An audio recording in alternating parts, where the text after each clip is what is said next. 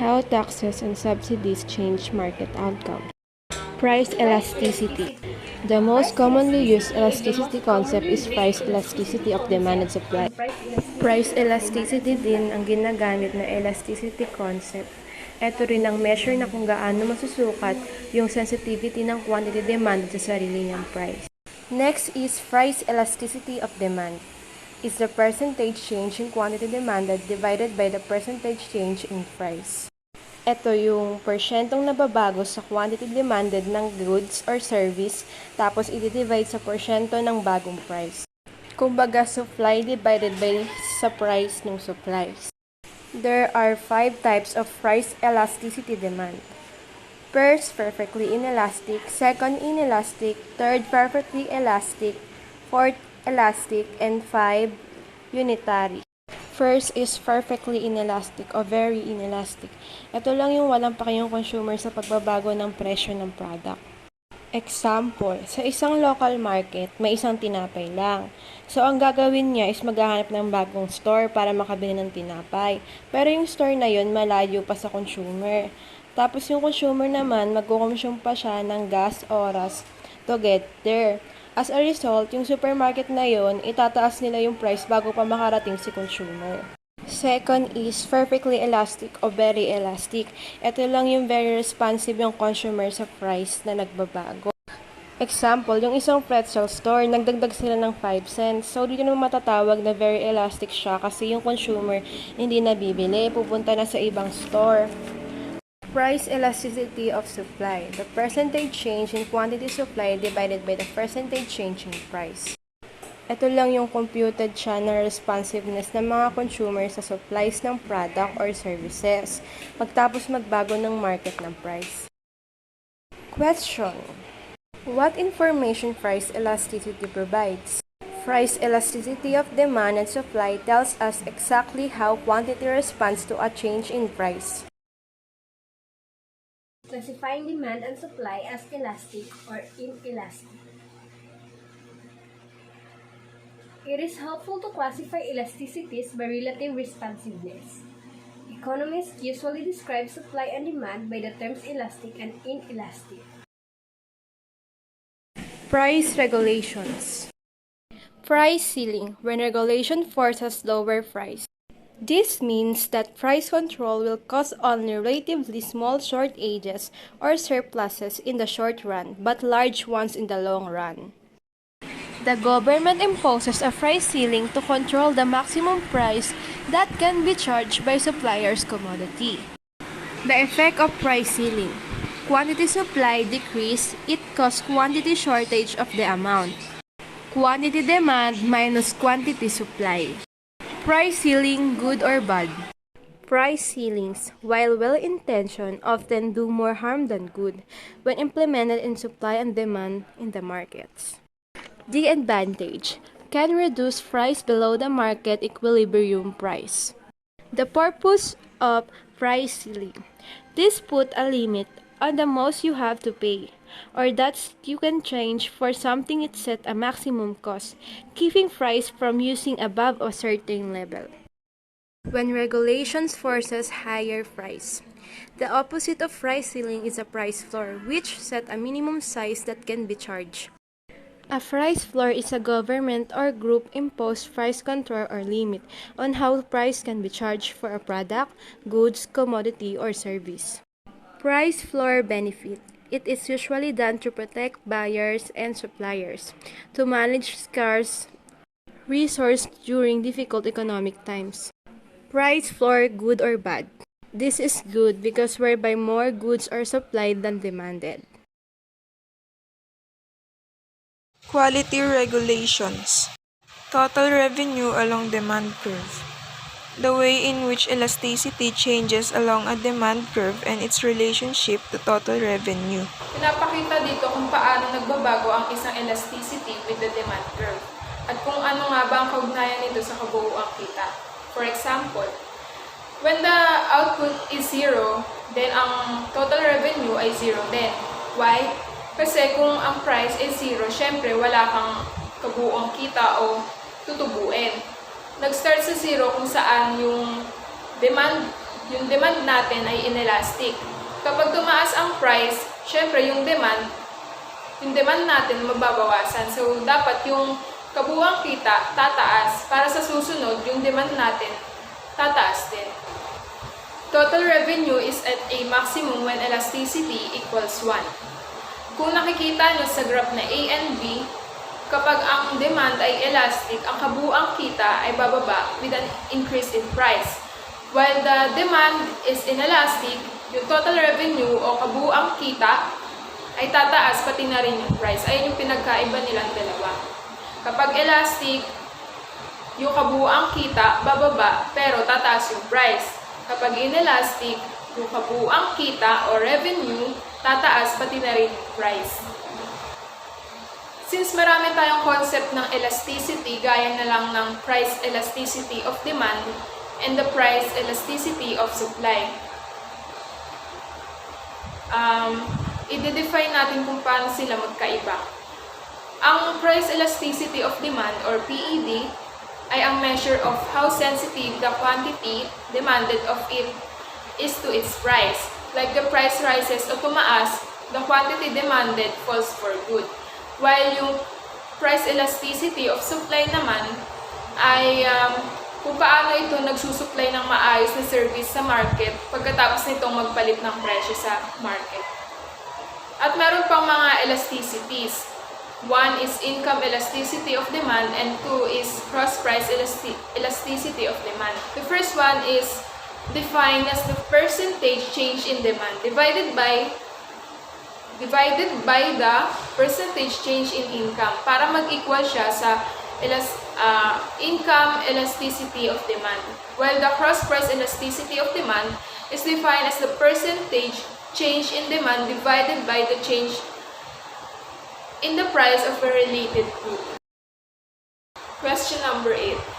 If a good's consumption increases with an increase in income, what type of good would you call it?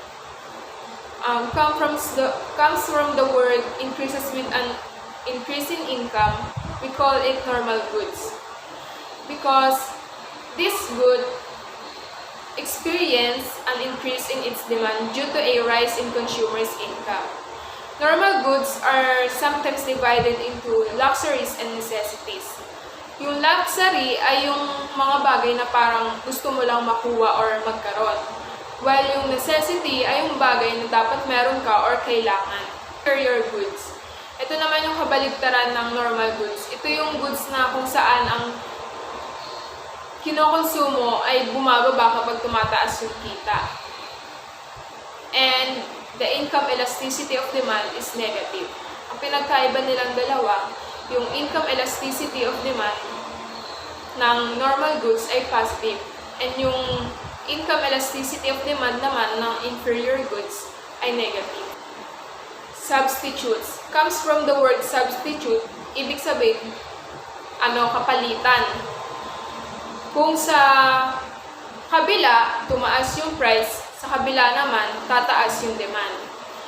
Example, gusto mong bumili ng beef, ayun yung gusto nyong ulam. Pero pagdating mo sa palengke, ang mahal ng presyo ng beef. So instead na beef yung bibilin mo, magpapalit ka ng choice mo, kaya ang bibilin mo na lang baboy. Kasi mas patok yung baboy. Dahil nga, yung beef ngayon, mataas yung presyo. So, yung demand ng baboy, mas maraming bibili doon kasi nga, mura. And yung cross-price elasticity naman ito is positive. Yung complements naman, ito naman yung kabaliktaran ng substitute.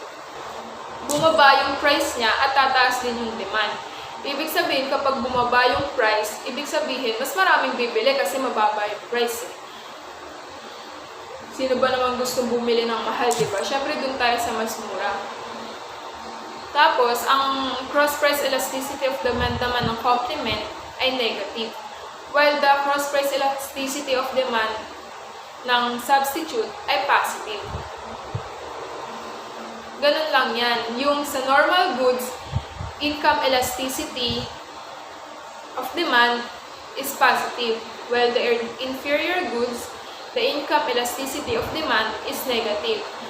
Dito naman sa substitute and complements, ang cross-price elasticity of demand ng substitute ay positive, while the complement, ang cross-price elasticity of demand, ay negative. Calculating elasticity.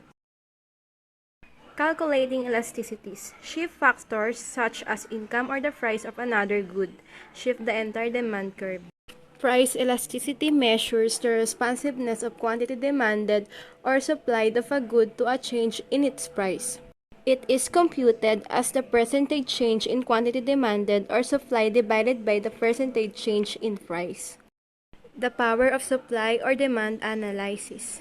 Now that you've got the elasticity terms down, let's consider some examples that demonstrate the power of supply or demand analysis when it is combined with the concept of elasticity.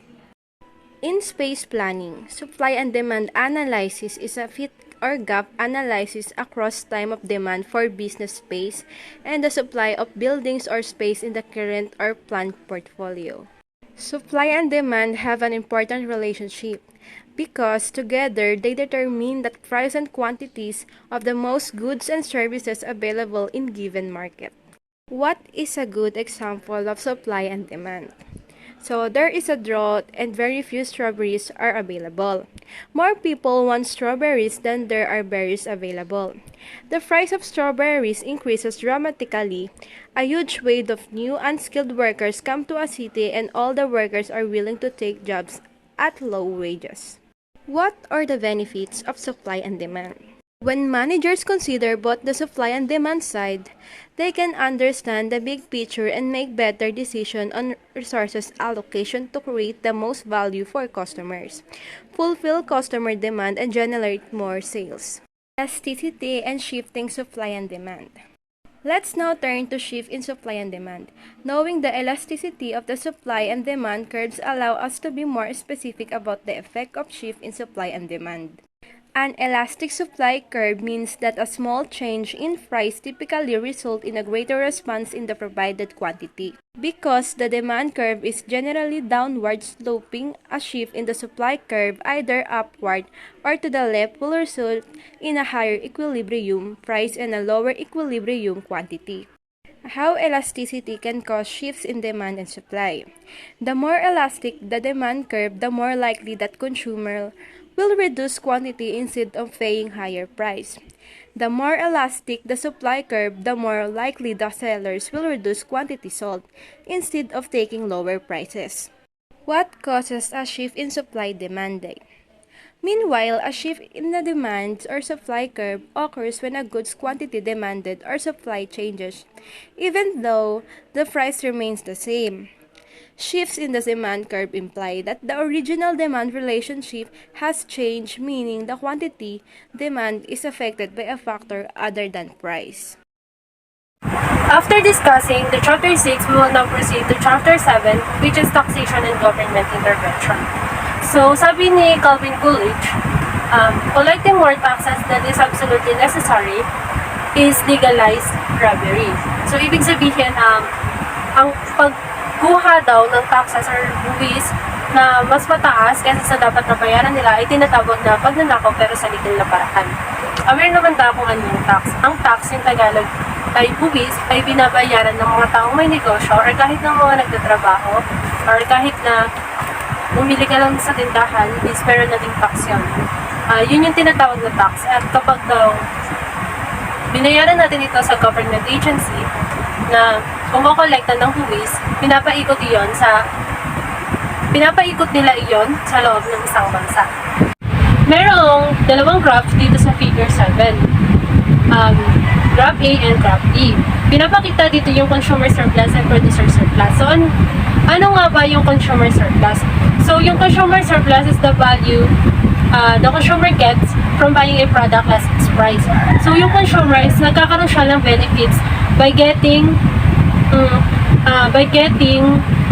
sa pamamagitan ng pagbili ng isang consumer sa product na mas mababa yung presyo. Halimbawa is willing naman siyang magbayad ng 500 pesos para sa isang gamit. Halimbawa is makeup. Pero since sale nga ito, so meron itong less. Halimbawa is 50% sale to. So magiging 250 na lang. Magkakaroon siya ng benefits dito. Yun yung tinatawag na consumer surplus. Kasi nga, diba, willing naman siya magbayad ng mas malaking halaga. Pero since discounted nga, mas nakatipid siya. In producer surplus, it means the price the producer sells a product less the cost of producing it. Ibig sabihin nito ay kapag ang isang producer ay nakareceive ng mas mataas na price mula sa buyer, pero willing siya ibenta ito ng mas mababa. So, magiging benefits ito sa producer surplus dahil mas mataas ang magiging kita niya. Yun yung tinatawag na producer surplus, which is ang benefit ay nasa producer, just like the consumer, ang benefits ay nasa consumer. What's good about market equilibrium? Equilibrium means balance. Is that it makes the combination of consumer and producer surpluses as large as it can be. So, sabihin na natin na for some reason, ang equilibrium price is held at $6. Yung consumer is magdedemand sila ng 4 unit ng good at ang ibang supplier, they are not able to sell at the goods they would like. Kasi nga, the combined producer and consumer surplus will decrease. Mababawasan yung combined producer and consumer surplus. Kagaya ng nakikita natin sa figure 7.1b. For a straight line, yung demand curves, yung amount ng surplus na pwedeng ma-determine by calculating the area of the relevant triangle or rectangle. For example, yung sa 7.1a, yung consumer surplus triangle sa base of 5 at ang height nito is 5. So, 10 minus 5, 10 yung price, yung maximum price, which is $10. 10 minus 5, since the area of the triangle is 1/2, base times height, the consumer surplus is 12.5 units. Then, for figure 7.1b naman, yung loss surplus from the price above equilibrium price is 1.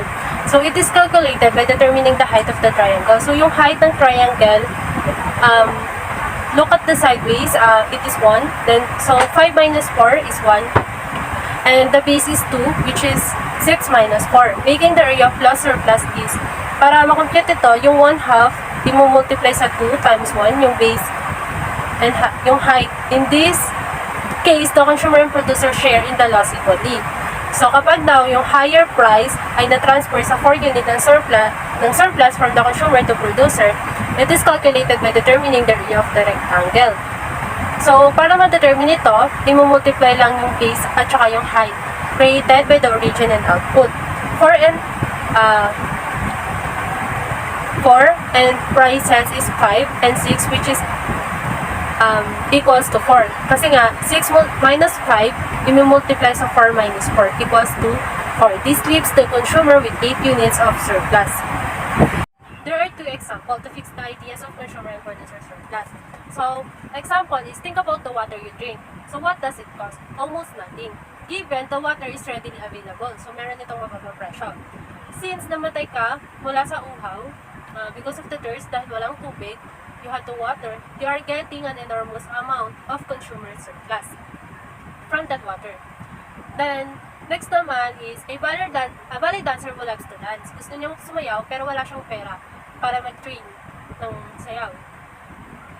Hindi siya makasayaw, hindi siya makahanap ng pwede niyang sayawan ng libre lang. But he finds that people are willing to pay to see him that he can receive $4,000 a performance. So, magpa-perform lang siya at makaka-receive siya ng $4,000. So, ibig sabihin, he is receiving a producer surplus kasi wala naman siyang ginastos, wala naman siyang nilabas. Ang puhunan niya lang is yung pagsayaw, pero kumita siya. So, dito sa figure 7.1.2, it provides a basic framework para mas maintindihan yung burden of taxation. So, for a given good, a per unit tax T.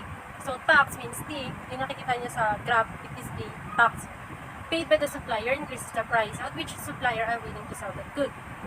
Yan. Yung epekto ng tax is pinapakita by a shift upward of the supply curve from S0 to S1. So, tumataas yung supply, kaya nagkaroon ng S0 to S1. Yung equilibrium price of the good rises at yung quantity na naibenta is dinedecline. So, before the tax, yung consumer is nagbabayad, yung consumer is nagbabayad, which is P0, and producer keep P0. So, consumer surplus is represented by areas A plus B. And yung producer surplus naman is yung TE and M. So, with the tax or T, yung equilibrium prices daw is tumataas to price 1, di ba nga kasi from price 0 to price 1, kasi nga yung equilibrium prices tumataas at yung equilibrium quantity falls to quantity 1, per Q1. Now that you have seen how market equilibrium can provide benefits to producer and consumer as measured by producer and consumer surplus. So, nalaman nyo na yung mga benefits ng producer and consumer surplus sa market. Let's see kung paano naman nakaka-apekto ang taxes sa surplus. So, alam naman natin na yung taxes on supplier shift the supply curve by the amount of the tax. So, nagbabago yung supply curve sa kung magkano yung tax na binabayaran. In most cases, yung equilibrium price daw is tumataas including the tax at ang equilibrium quantity naman is bumababa. So, as the price rises, the equilibrium quantity falls. Taxes on consumer shift the after tax. Tinatawag nila itong taxes on consumer shift the after tax demand curve down by the amount of tax, lowering equilibrium quantity and also lowering the price paid to suppliers. So, bumababa yung price paid na binabayaran sa supplier. Pero yung price demanders pay inclusive na ang tax rises or tumataas yung tax, which is why yung equilibrium quantity demanded is bumababa. So, isipin na lang natin na kapag tumaas yung tax, yung equilibrium quantity is bumababa. So, in both cases, yung tax taxes reduce or limit kapag nababawasan yung tax or nalilimitahan ng trade. Yung kapag nagkaroon ng loss ang consumer and producer surplus from a tax, tinatawag daw ito na deadweight loss. Ano nga bang deadweight loss? Deadweight loss is shown graphically by the welfare loss triangle. So, a geometric presentation of the welfare cost in terms of misallocated resources caused by a deviation from a supply or demand equilibrium. So, next is overburden the tax. So, walang may gustong magbayad ng tax. Pero since kailangan magbayad sa government agency, is magbabayad talaga. There are usually large political fights about sinong government yung dapat, whom government should tax. So, example, dapat ba magbayad yung Social Security tax? So, it is mandated by the Federal Insurance Contribution Act or FICA. B placed on workers or on the company that hires them. So, as you will see, yung supplier demand framework is nagbibigay ng unexpected answer sa tanong na ito. Who pays a tax is not necessarily who bear a burden. So, yung allocation of tax burden daw by relative elasticity means that it doesn't matter kung sino daw yung magbabayad ng tax. As I said earlier, the person who bears the burden can differ from the person who pays. So, to assure yourself na hindi mahalaga kung sino yung magbabayad ng tax. Okay, next is Social Security taxes. Yung first policy question is concerned on the Social Security taxes or payroll tax. So, which accounts for about 35% of federal government revenue. So, in 2016 daw, yung Social Security and Medicare tax rate daw data is 12.4% ng wages up to annual maximum wage na $118,000. So, another 2.9% ng lahat ng wages. So, no matter how high. As a political compromise daw, half ng Social Security taxes ay naka-place doon sa employee at half ng employer. So, but the fact na yung law places the tax equally on both does not mean that the burden of the tax is shared equally between employees and employers. So, hindi naka-share equally yung tax ng employees at employer. So, on average, yung labor supply daw, it tends to be less elastic than the labor demand. So, this means that the Social Security tax burden is primarily on the employees, even though employees see only their own statutory portion of the Social Security tax on their pay stub. Now, sabihin na natin na you're advising a person running for a Congress who has come up with the idea to place the entire tax on the employer. So, gusto niya na yung idea niya is ibigay daw yung entire, parang ipabayad yung entire tax sa employer at alisin yung tax sa employee. So, ano yung magiging epekto nito? So, our tax incidence analysis tells us that so, ibig sabihin nito, magiging epekto nito. Wala itong magiging epekto. So, example, this example shows that who is assessed the tax can be quite different than who actually bears the burden. So, iba ito, or incidence ng tax. So, the burden will be borne by those with the most inelastic. So, it is burdened by the most inelastic.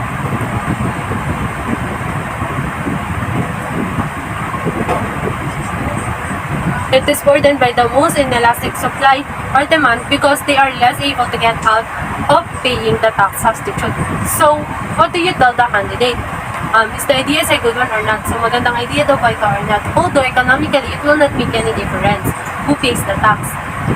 Politically, it may be a popular proposal because individuals generally look at the statutory assessment, not incidents. Yung candidate daw is making significant support from workers. So, pwedeng supportan siya ng mga worker dahil sa gusto niyang mangyari. The moral then, sa politics often focuses on the surface appearances. Economists try to under the surface, and what is good economics is not always good politics. Let's talk about sales tax. So, our second policy concerns sales tax paid by retailers. Yung sales tax is binabayaran ng mga retailers base sa kanilang sales revenue. Example, yung general tax is 6 cents dollar. Since sales tax are broadly defined, consumers have little ability to substitute. Yung demand ay inelastic at consumer who bears the greater burden. Yung consumer daw is mas mataas yung binabayaran nilang tax. So, although yung store could simply incorporate the tax into the price of their goods, pwede naman nilang incorporate yun lang yung tax into goods. So, most stores, karamihan sa mga stores, nagdadagdag na lang ng tax sa bill nila after the initial sale calculated. So, pagkatapos makalculate yung lahat ng binili sa isang store, is dun lang sila naglalagay ng tax or dun sila naglalagay, or yung ibang stores meron na talagang tax. So, to make you aware of the tax, para maging aware daw kayo sa magiging tax ng pinamili ninyo. Even though economically, it doesn't matter whether the tax is assessed on the store or on you. Psychologically, it matters a lot. So, hindi daw mahalaga kung yung tax daw is ipabayad sa store or sa iyo. Let's proceed to government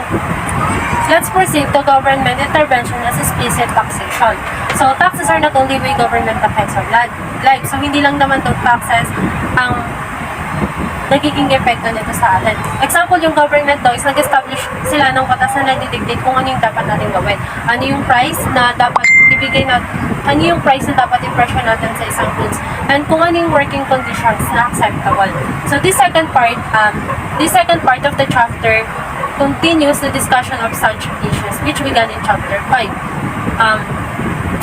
I show how the elasticity concept help us talk about intervention and how using the producer and consumer surplus framework, such as intervention, can be seen as combination tax and subsidy does not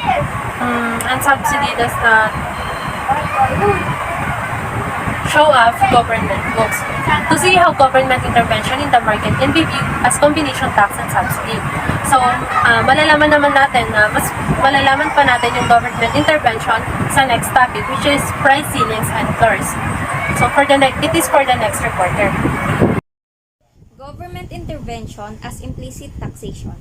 Taxes are not the only way government affects our lives. Sinasabi dito na hindi lang tax ang paraan ng government ang nakakaapekto sa atin, it's because marami pang iba. Like sa government, sila rin yung gumagawa ng batas na nagdidictate sa atin kung ano ba yung dapat nating gawin, what prices we can charge for goods, and what working conditions are and are not acceptable. So para makita natin how government intervention in the market can be seen as a combination tax and subsidy, let's first consider the two types of price controls na na-mention sa chapter 5, which is yung price ceiling and price floors. Price ceilings and floors. An effective price ceiling is a government set price below the market equilibrium price. It is in essence an implicit tax on producers and an implicit subsidy to consumers. So first, ano nga ba ang market equilibrium? Ang equilibrium, ito yung state in which market supply and demand balance each other. Kumbaga, ito yung nasa gitna na nagre-result ng prices are stable. So, explain natin ang price ceiling. Ito yung siniset ng government to prevent a price from rising above a certain level. Kumbaga, ang purpose nito is to keep the price of some necessary good or service affordable. Example natin dito is yung gas sa US. Ang equilibrium price ng gas is $4 per gallon and the quantity is 100 gallon. Take note, ito yung equilibrium or yung nasa gitna. So ngayon, papasok yung price ceiling. Pag nag-set ang government na ibaba ng $1 na lang ang per gallon ng gas, and syempre, ayun yung sinabi ng government, kaya ayun ang susundin ng mga seller. So, do you guys support the idea of having price down here at $1 and we all get cheaper gasoline? So, yung iba mag-favor dahil sa tingin nila na kapag bababa ang price would mean we could have more gasoline. Pero syempre, pag binaba natin ang price nito, tataas ang quantity demand. Let's say, for example, 100, magiging 200 yung demand. But when the price falls, the quantity supplied is going to fall also. So, in this case, from 100 quantity, bababa rin siya. Magiging 50 gallons na lang because, remember, at a lower price, producer won't want to produce very much. So, pag nag-produce na lang sila na 50 gallons, magkakaroon tayo ng shortage na 150. So, it turns out that this law designed para tulungan ang mga consumer sa paraan na bababaan ng price pero actually, it hurts the consumer also dahil we get less quantity now. This is the idea of price controls when government comes into control and manipulate the prices. So next is price floors. Price floors prevent a price from falling below a certain level. So ito naman yung tinataasan ng government ang price because they really wanted to help the producers. Ang example natin dito is the corn producers. So let's assume na ang equilibrium ng price ng corn is $10 per unit. Dito naman, halimbawa, sinabi ng government na the price of corn is too low. $10 is not enough for our farmers. Kaya need natin i-increase ang price. So, they set price floor ng $30 ang corn per unit. So, ang nangyari, tumaas ang price. Tumaas din ang supply because producers want to produce more. Sino ba namang nagtitinda ang hindi gusto kumita ng sapat o sobra, di ba? Kaya nag-produce sila ng marami. And in this case, nakapag-produce sila ng from 50 unit, naging 100 unit na ng corn. So, sa $30 na price, umaray ang consumer kasi nga masyadong mataas. Kaya bumaba naman ang demand ng tao at naging 30 units na lang. Nangyayari talaga to in real life, di ba? Like may mga panahon masyadong mahal ang gulay, kaya sa bahay, di ba napapansin nyo, may araw na puro chicken, ulam, or isda. Basta hindi magugulay kasi nga masyadong mahal. So, sa madaling salita, it turns out this policy actually hindi rin nakatulong sa mga producers at all kasi nobody's buying the corn kasi nga ang mahal. Effect of price controls on consumer and producer surplus, a price ceiling is a combination implicit tax on suppliers and implicit subsidy to consumers. Price floors are also like taxes, but they have the opposite effect of the distribution of consumers and producer surplus. Effective price floors, government set prices above equilibrium price, transfer consumer surplus to producers. So sa price ceiling and floors, sinasabing ang price floor is going to lead surplus and a ceiling is lead to shortage. And all that being said, a ceiling goes below the equilibrium and a floor goes above equilibrium. So dito sa graph, pinapakita na A, B, C are the consumer surplus, D, F, E are the producer surplus. Then, dumating ang price ceiling.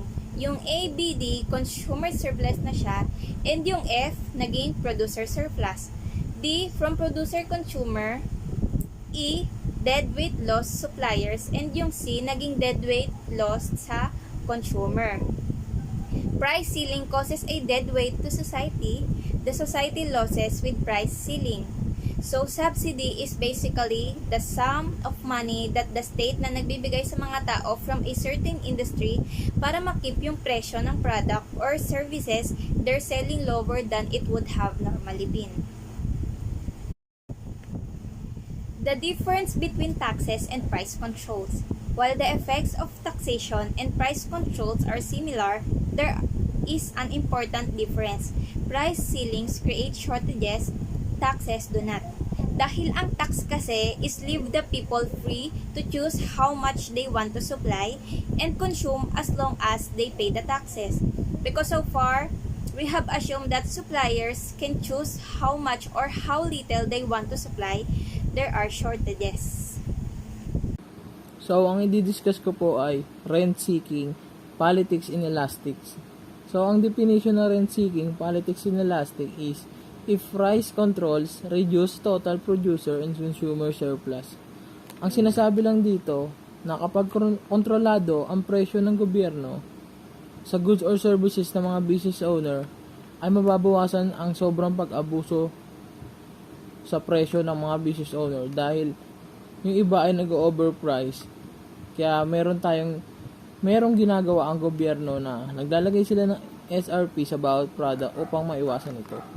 At ang government ay may responsable dito dahil ang mga business owner ay abusado at alam ng gobyerno ito kapag nagkaroon ng chance o opportunity ang isang business owner na kumita ng doble o triple sa original price ito. At alam naman natin, kagaya nga nasabi ko kanina, alam naman natin na ang mga bawat product ay mas SRP. Kapag ang price ceiling naman ay nakaset sa mas mababa sa equilibrium price, ay bababa ang demand at supply. Kaya nagkakaroon tayo na tinatawag na shortage. At ang price floor naman ay nakaset above the equilibrium price, ay kayang i-provide ng producer ang pangangailangan ng mga consumer ng sobra-sobra pa dahil sa maganda at maayos na presyo. At kapag ang consumer ay may political power, ay may mas kakayahan sila sa presyo patay sa gusto ng consumers dahil inaabuso nila ang kanilang kapangyarihan para sa self-interest lamang. At kapag ang supplier ay may political power din, pwede nila abusuin ang mga tao kagaya sa presyo kapag kulang ng supply at mataas ang demand nito. Pwede nilang doblehin o triplehin ang original price nito. For example na dito is yung nangyari sa ating bansa ngayong pandemic. Ang sample ko dito ay ng pandemic, naging abusado ang mga Chinese dahil alam ng mga Chinese na kailangan natin ng face shield at face mask. So, ang ginawa nila ay inabuso nila ang presyo dahil alam ng mga Chinese sa ating bansa ay konti ang supply at mataas ang demand sa ating bansa. Kaya ginawa ng mga Chinese ay dinoble o dinriple yung presyo at inipit yung mga supply para mas tumaas yung presyo. Next is, ang rent-seeking activities ay kailangan ng resources upang magawa ito. Ang rent-seeking ay transferring surplus from one set of individuals to another people to spend time, efforts, and resources upang magawa ito. At meron din tinatawag na public choice economies at ito yung nag-a-analyze ng politics pati na rin ng economy ng isang bansa. Next is inelastic demand and incentives to restrict supply. Ang definition na ito is when demand is inelastic, increases in productivity by the supplier. Ang kagaya nga ng sabi ko kanina, kapag yung demand is mababa, mataas yung price. Pero once na mababa yung price, mataas yung demand. Bakit? Kasi once na mataas yung presyo, konti lang yung bibili. Kasi syempre, hindi naman lahat ng tao afford yung ganung presyo. At yung presyo, depende rin sa demand ng mga consumer. At kabaligtaran din is depende na rin yung presyo sa demand ng isang produkto or services. Next is inelastic supplies and incentives to restrict prices. Ang definition nito is, when supply is inelastic, consumer can face significant price increases in their demand increases. So, ang sinasabi lang dito na, pwedeng pag-usapan ng producer at consumer, depende sa dami ng ide-demand ng consumer sa producer, at ang susunod na step na gagawin nila is pag-uusapan yung presyo, depende sa dami ng kukuhanin ng consumer sa producer. So, sinasabi dito na Sa price ceiling, dito mo makita yung shortage, and sa price floor naman yung surplus, at dahil dito nagkakaroon ng maayos na flow ang producer at consumer. Kagaya nga ng sabi ko, kapag merong maayos na relationship ang consumer at producer, magiging maganda ang flow ng market. Kasi parehas sila kumikita ng maayos, at magpapatuloy iyon pagka maayos yung presyo, demand, at yung relationship nilang dalawa. Kagaya nga ng sabi ko na nakalagay sa PowerPoint, is kapag konti lang yung demand ng products, may incentives yung isang company na magtataas ng price upang tumaas ang kanilang revenue. Ang example nito ay kagaya ng short. Di ba yung sa panahon ngayon marami nag-online selling? In-example ko tong inelastic supplies and incentives to restrict prices. Kasi yung mga supplier, meron silang minimum na piraso para bumaba ang presyo. Example is yung pagkatingi yung binibili ng isang short is 150 yung presyo. Pero kung minimum of 10 yung pieces upang mabawasan yung presyo ng isang product para mas kumita silang dalawa. Kagaya ng, kunyari, 19 puhunan ng isang producer sa short, at nagkakaroon sila ng usapan sa presyo upang dalawa sila kumita. Ganon. At magtulungan din sila upang maiangat yung business ng isa't isa.